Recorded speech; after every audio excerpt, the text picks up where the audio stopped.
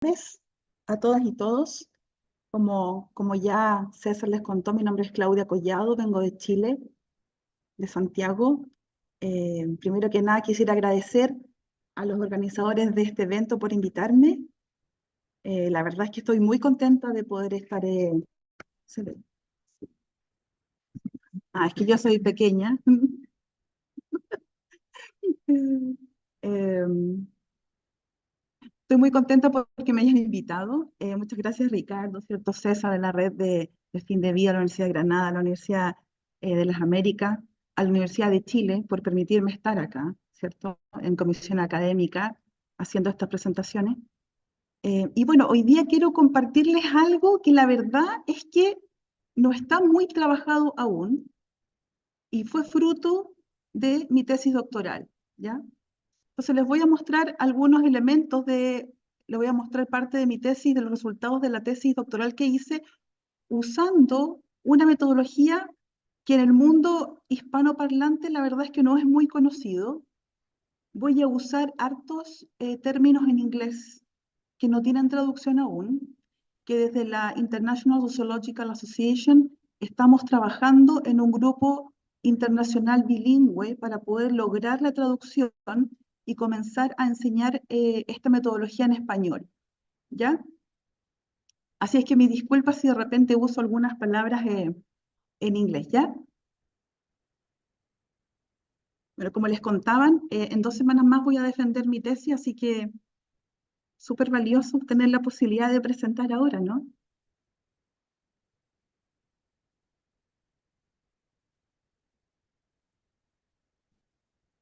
No avanzo. Ahí sí. Ya. Bueno, un poco les voy a contar acerca del contexto de la investigación que realicé, que un poco de las preguntas de investigación, ¿cierto? Voy a contarles un poquito a qué se refiere con etnografía institucional como metodología, algunas limitaciones que encontré en el camino, análisis y ejemplo, las relaciones, las organizing relations que modelan la práctica y algunos ejemplos de eso, algunos resumen de los hallazgos y cuáles serían algunos desafíos que vienen para el futuro, ¿no? Em, bueno, este es el nombre de mi tesis doctoral, es la planificación del cuidado de fin de vida, una etnografía institucional en settings de cuidados paliativos en Chile, en el contexto de que Chile hasta enero no tenía ninguna regulación respecto a planificación del cuidado de fin de vida, ¿ya? Nosotros durante la pandemia recién pudimos tener una ley universal de cuidados paliativos. Por lo tanto, los datos son tomados cuando en Chile no había una legislación en particular, ¿ya? O sea, es en el fondo cómo los profesionales hacen estos procesos sin un marco regulatorio estricto. Y por eso es que vengo a contarles un poco cómo la etnografía institucional puede ser un marco que nos muestre acerca de cómo realmente organizamos nuestro trabajo basado en elementos éticos discursivos académicos.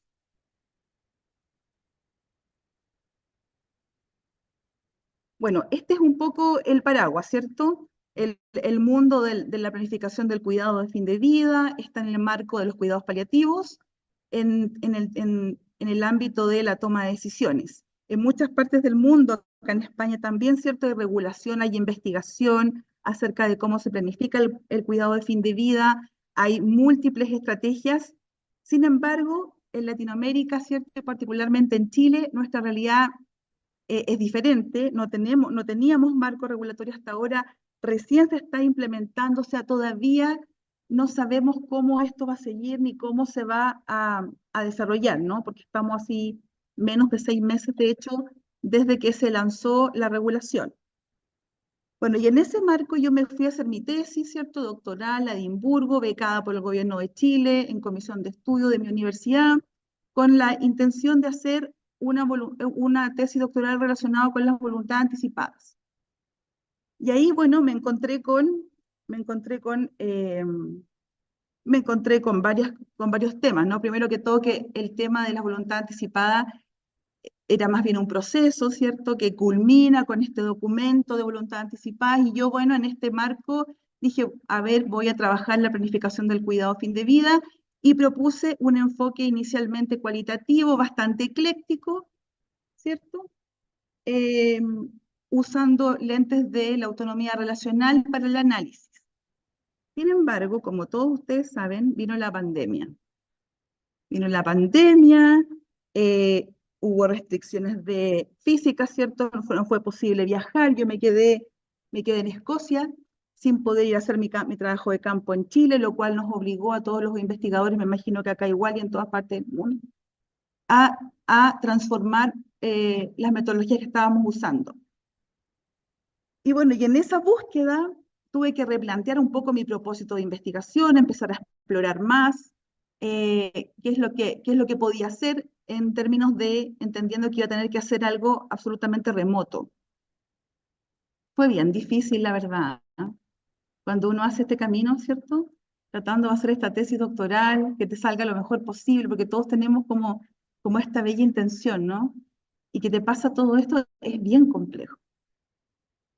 Entonces, de alguna forma, em, replanteé, replanteé las preguntas de investigación ya pensando en usar la Institutional Ethnography de Dorothy Smith. Entonces ahí un poco me pregunté como una pregunta primaria, cómo el proceso de planificación del cuidado de fin de vida es organizado, cómo se organiza, más allá del que tengamos o no una regulación, entendiendo que en Chile no había una regulación al respecto.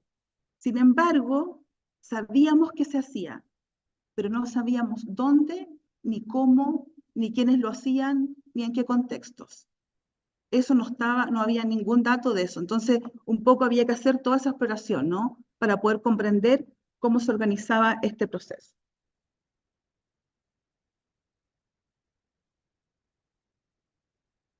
Bueno, y aquí un poco llegué después de mi First Annual Review Board, con esta metodología ecléctica, ¿cierto? Conversando con el comité, los profesores me dicen, bueno, mira, en realidad tú puedes hacer tu tesis doctoral con este modelo ecléctico y andaría súper bien. Sin embargo, existe una socióloga canadiense que trabaja una metodología que está planteada como una sociología alternativa, que nació como una crítica a la sociología tradicional, que tiene una raíz feminista y que investiga prácticas y cómo estas prácticas son organizadas, cómo se organizan estas prácticas. Entonces me dice, mira, nosotros, yo estoy siendo súper honesta con todos ustedes, ¿eh? Les estoy contando un poco cuál fue mi camino, ¿no? Me dice, nosotros te apoyamos, pero no tenemos experiencia. Y nadie ha hecho esta metodología en nuestra facultad en la Universidad de Edimburgo. Por lo tanto, te acompañamos en el camino, pero tenemos que hacerlo juntos, ¿no? Así que ahí empecé a explorar quién era Dorothy Smith. Ella fue una socióloga canadiense en los años 70 que fue una de las primeras mujeres que trabajó en Berkeley. Y ahí ella empezó con todo este tema de qué pasaba con las mujeres académicas que cuidaban sus hijos y que tenían que seguir una carrera en el mundo de la investigación, ¿no? ¿Cómo hacemos ambas cosas?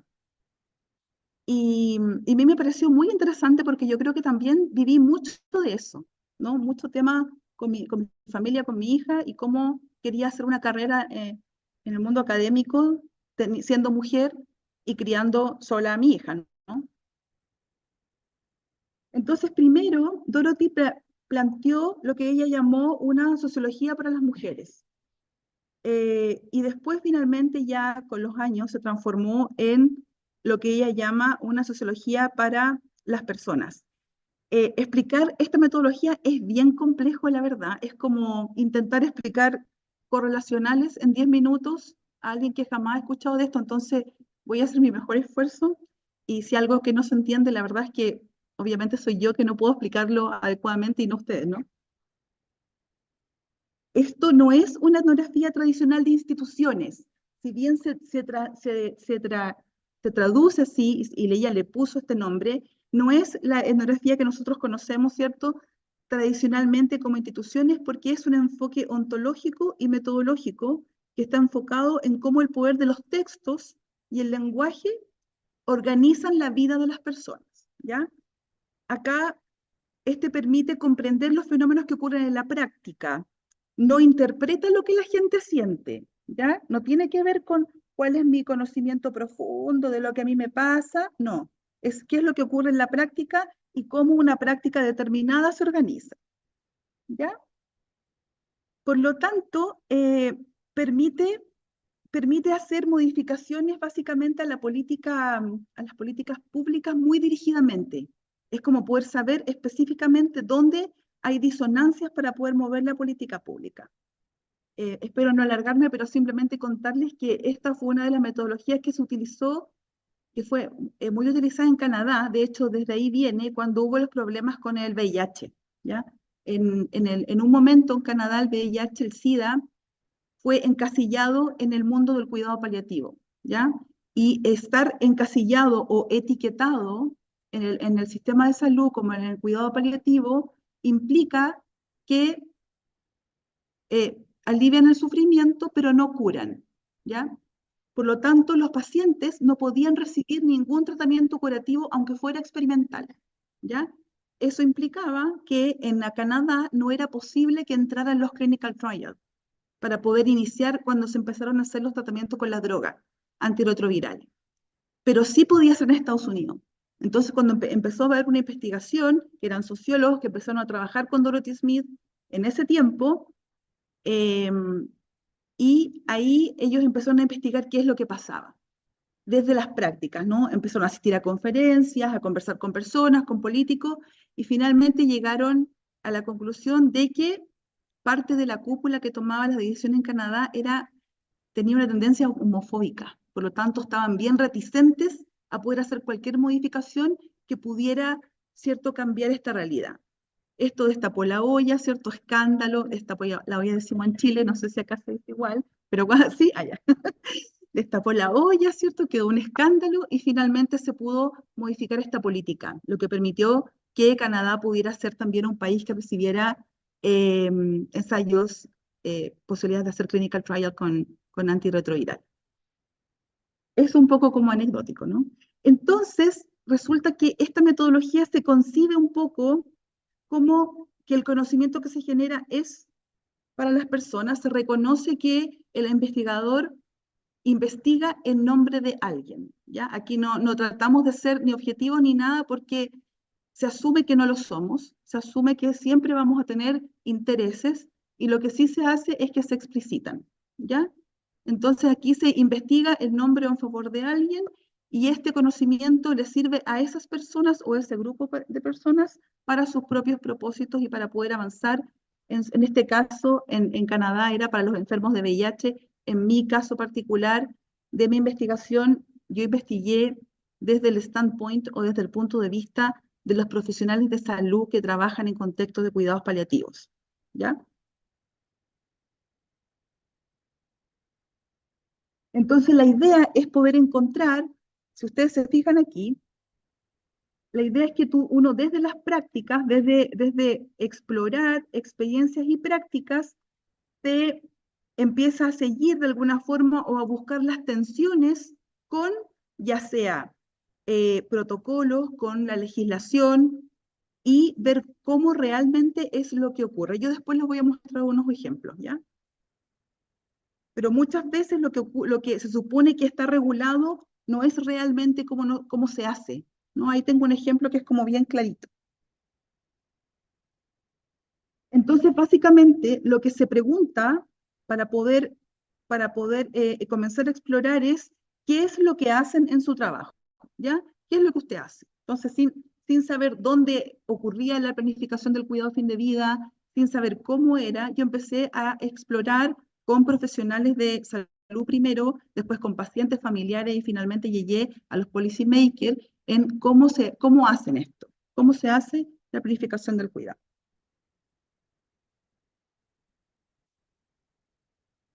Bueno, por supuesto, como todo estudio, hay varias limitaciones. Una, por supuesto, relacionada con la metodología, que en este sentido considera, si bien considera las prácticas, omite lo que es la experiencia interior de las personas que están en estos contextos, ¿no? Ya sea profesionales, pacientes, familiares. Yo creo que es un tema bien, bien importante en fin de vida, ¿no? Porque nosotros hay una experiencia que es bien potente detrás. Entonces, de alguna forma, yo estaba más interesada en la práctica, en cómo era, que en qué es lo que les pasaba, ¿no? Y eso fue bueno y malo para mí, en este contexto de pandemia, en este contexto de también la importancia de protegerse como investigador, ¿no? Nosotros como investigadores también tenemos que tener estrategias de protección y la verdad es que el explicitarle a las personas que yo investigaba prácticas y no la experiencia interior me permitió, me facilitó poder tener acceso a pacientes y familiares y a poder tener acceso a las entrevistas. El otro problema era que, bueno, como había pandemia, yo solamente podía acceder a métodos de recolección de datos remotos. Y la otra, por supuesto, que había una dificultad para reclutar participantes, especialmente pacientes y familiares, fundamentalmente porque si nosotros no teníamos nada explícito en Chile que dijera, que hablara de la planificación del cuidado, y yo llegué a tener 9 gatekeepers que me ayudaban en Chile a buscar participantes, ellas me decían, pucha, tu trabajo es súper interesante, pero la verdad es que yo no me atrevo a preguntarle a la gente si quiere participar en un estudio que hable sobre cómo le gustaría a usted morir si está en cuidados paliativos. Entonces, eso ya era bien complejo, entendiendo que estas gatekeepers eran médicos, enfermeras, que trabajaban en contexto de cuidados paliativos. Y así y todo era un desafío para ellos poder ayudarme a poder hacer la recolección de los participantes, el reclutamiento, perdón. Y la otra limitación es mi reflexión sobre la limitación asociada a mi propio conocimiento de la etnografía institucional. ¿Ya? Yo exploré un área que no estaba explorada donde yo estudié, tampoco en Chile, por lo tanto me vi, ahora es algo muy positivo, ¿no? Pero en ese tiempo me vi como bien apremiada de poder encontrar ayuda en institutional ethnographers que fueran más senior, que pudieran apoyar un poco el proceso. Y esto, lo bueno es que me permitió conectarme con una red internacional de investigadores que usan esta metodología y bueno, esto está muy desarrollado por la International Sociological Association. Yo trabajo para la división ahora de Institutional Ethnography de esta asociación y la verdad es que ha sido una experiencia súper enriquecedora, ¿no? Me ha permitido aprender harto. He tenido que partir desde la sociología tradicional para poder llegar a entender esta otra mirada más alternativa, lo cual permite obviamente que uno tenga que, de una forma u otra, explorar y profundizar eh, el conocimiento.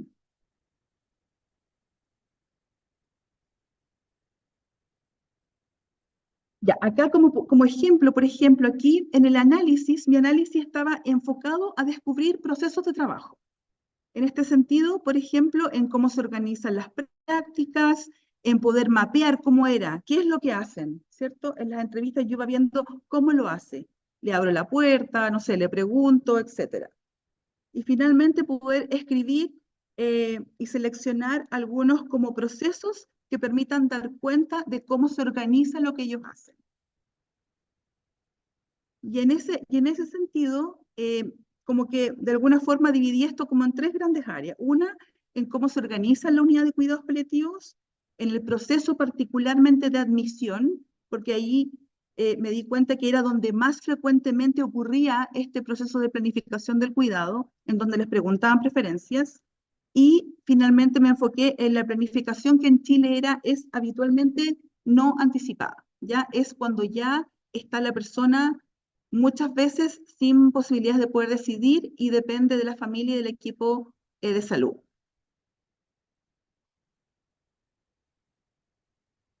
Entonces, bueno, la energía institucional tiene como tres como raíces epistemológicas.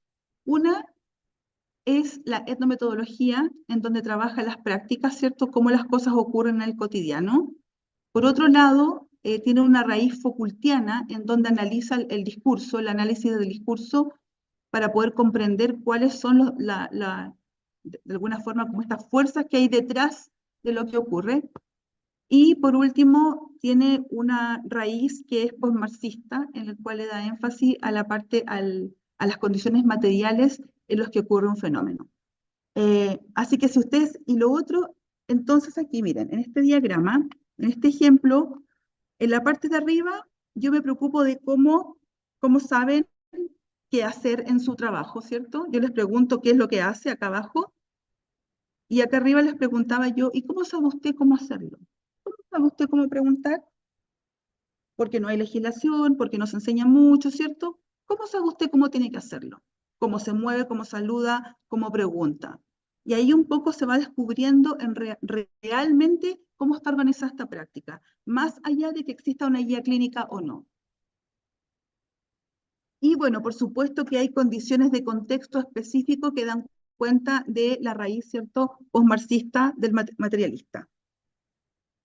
Y aquí, por ejemplo, miren, por ejemplo, nosotros tenemos una guía clínica que nos decía que el paciente, para poder acceder a una unidad de cuidados paliativos, tiene que tener un resultado de una biopsia y tiene que tener un papel, ¿cierto?, del doctor que dice que tiene un diagnóstico de cáncer, en este caso particular.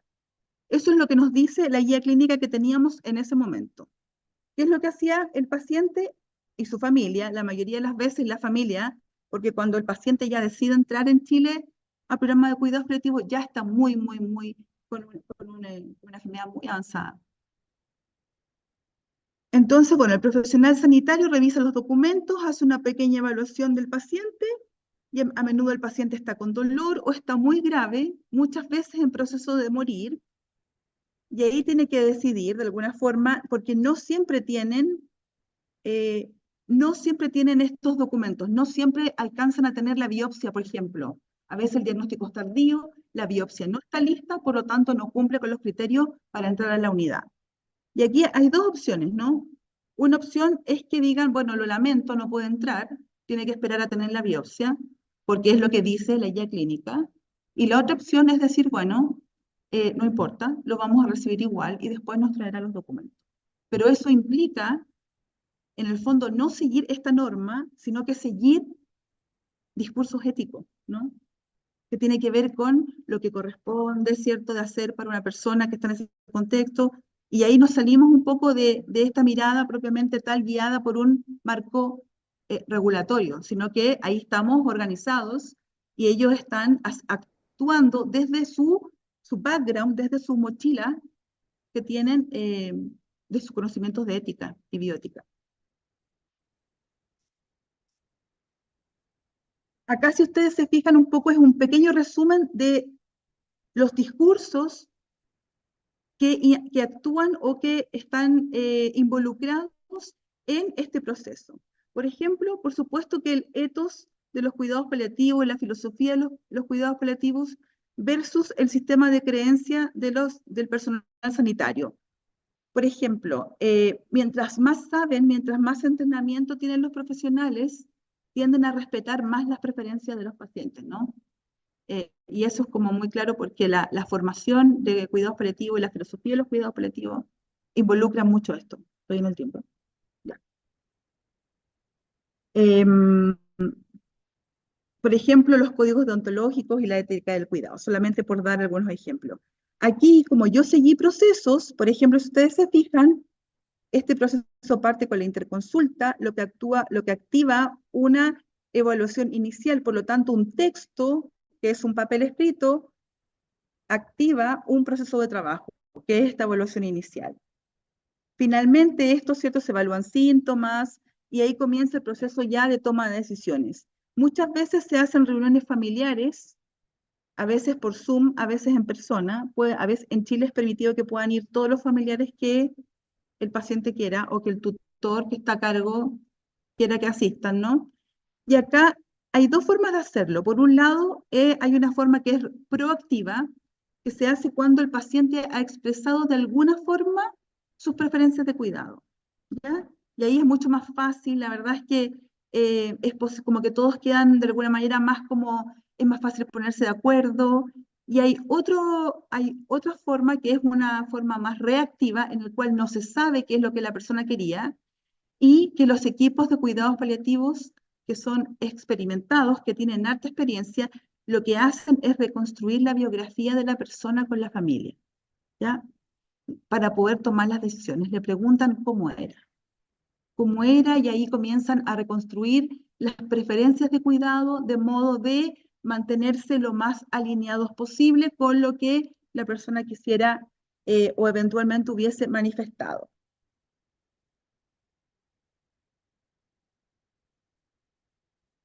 Y bueno, la pandemia, por supuesto que fue un catalizador de cambio porque permitió poner este tema del fin de vida en el centro de la discusión pública, lo cual al principio para mí fue bien difícil. Dije, ¿cómo voy a preguntar a la gente cómo quiere morir si todos están muriendo, no? Era como bien estresante. Pero finalmente fue muy como beneficioso porque la gente estaba también más abierta de hablar el tema. Aquí tengo unos ejemplos de los datos que en realidad no se los voy a leer para no extenderme más. Y algunos hallazgos, ¿no? Por un lado, me dediqué a poder hacer visible el trabajo de cuidados paliativos, entendiendo que esta tesis doctoral no está escrita para el mundo de los cuidados paliativos, está escrita para el mundo fuera de los cuidados paliativos, ¿no? Para que el mundo de fuera pueda entender el trabajo que se hace ahí, que muchas veces es silencioso, ¿cierto? Y que muchas veces no se dimensiona todo lo que hay detrás para las personas que no están directamente involucradas. Aquí mis colegas de cuidados paliativos pueden, ¿cierto?, decirme que hay mucho trabajo detrás. Dar cuenta de la organización de la unidad, de las implicancias de ser derivado de la unidad para los pacientes y su familia. A veces ellos se demoran en llegar porque tienen que hacer un proceso interno, ¿cierto?, de asumir lo que les está ocurriendo.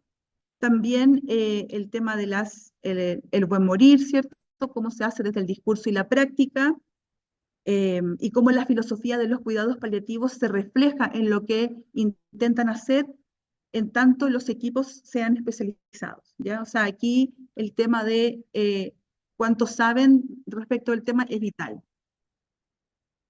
Y por otra parte, la discusión traté el tema del lenguaje relacionado con el fin de vida en la práctica, el discurso del buen morir como una guía para actuar en contextos reales y la planificación del cuidado anticipada versus el cuidado no anticipado. Bueno, como desafíos, cuando pensamos, ¿cierto?, en esta ontología que plantea Dorothy Smith, la verdad es que dejo un poco afuera el tema de la voluntad y de cómo las personas voluntariamente podemos escoger entre una entre una guía para hacerlo o como una ruling relation, como dice ella, u otra. Y eso aún es un tema que no está explorado, que recién se está empezando a conversar en los círculos de Institutional Ethnography, pero que para mí es muy importante porque alguien que tiene harto conocimiento, digamos, es como que tuviera muchas posibilidades de escoger, ¿no? Entonces mi pregunta es, ¿qué es lo que pasa ahí? ¿De qué manera estamos o condicionados y organizados de una manera determinada, sin mucha posibilidad de optar, o si de alguna forma nosotros tenemos opciones como profesionales de salud de poder decir, bueno, aquí voy a seguir esta ruling relation u otra? Las otras son, bueno, desarrollar estrategias para poder enseñar etnografía institucional y poder desarrollar investigación aplicada en salud en el mundo hispanoparlante, y el tema de iniciar desarrollo de estrategias ciudadanas en fin de vida, como son, ¿cierto?, los Dead Café, las comunidades compasivas y los cursos de primeros auxilios en fin de vida. Así que eso tenía para mostrarles. Muchas gracias. Así un poco fue mi camino, ¿eh? Miren, bien así.